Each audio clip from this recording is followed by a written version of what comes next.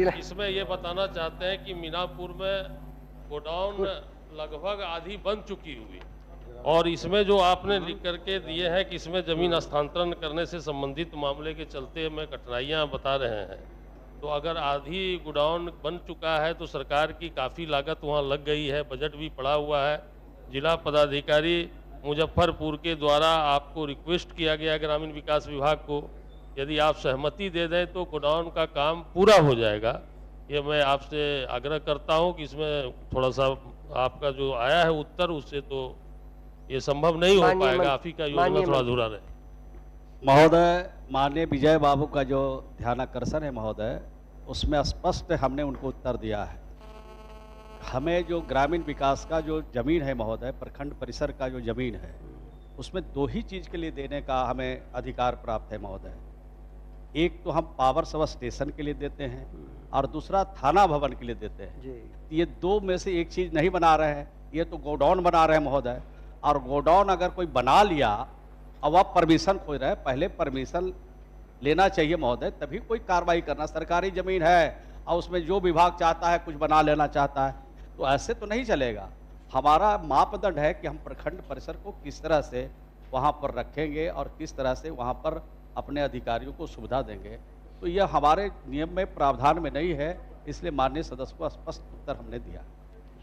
नहीं महोदय, इसमें हमारा ये कहना है कि वहाँ पर पहले से गोडाउन था, और गोडाउन कोई प्राइवेट हम लोग सहकारिता के द्वारा नहीं बनाया गया, सरकार के द्वारा उसे स्वीकृत करके उसका प्राक्कलन सैंक्शन हुआ, बजट आपने सरकार के असर से उसमें दिया गया, और वहाँ पे गोडाउन चूंकि एकदम ध्वस्त हो गया था, उस गोडाउन को बदल करके नए सिरे से गोडाउन 1000 मीट्रिक टन का बनाने का सरकार की स्वीकृति हुई। अब विभाग और विभाग के बीच का मसला है, ये अलग पार्ट है, लेकिन ये स्वीकृति सरकार की हुई है, कोई हम लोग अपनी योजना से या अपने आधार से हम लोग उसकी निर्माण नहीं करा रहे। लेकिन आप इसको एग्जामिन भी करा लीजिए पूरे विषय को, और आप देख लें कि ताकि आपका लागत है लगा हुआ, अगर वो बदलता भी है तो आपकी करोड़ों रुपया बर्बाद हो जाएगी।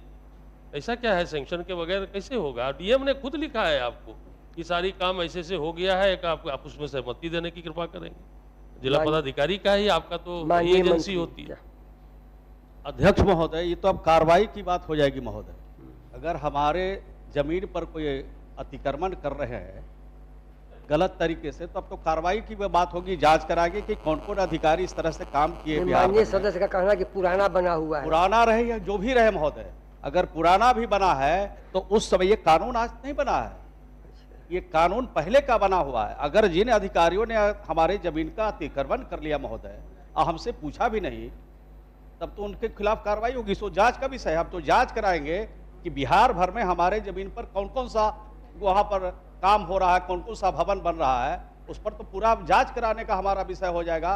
और जांच करा के जो संबंधित अधिकारी बिना पूछे और बिना आदेश का उन्होंने निर्माण कराया है, तो उनके खिलाफ सख्त कार्रवाई करेगा महोदय। नहीं, माननीय मंत्री जी को एक जानकारी देना चाहते हैं।